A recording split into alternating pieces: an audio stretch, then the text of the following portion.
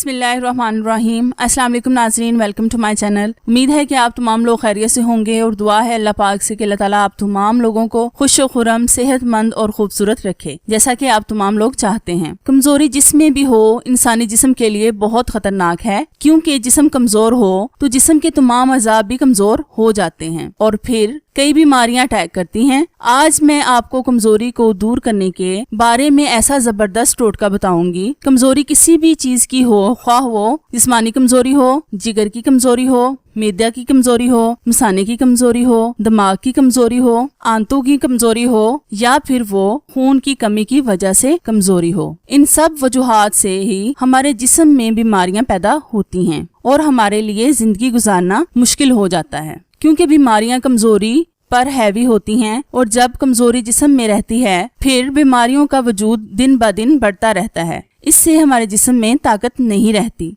और ना ही हमारे जिस्म में खून बनता है और ना ही जिस्म में पानी की मिकदार पूरी होती है। इस नुस्खे से मैं आपको बताऊंगी कि कमजोरी कैसे दूर की जाती है। तो इसके लिए सबसे पहले आपने लेना है 1 गिलास दूध। उसमें आपने डालनी है 4 अदद खजूरें।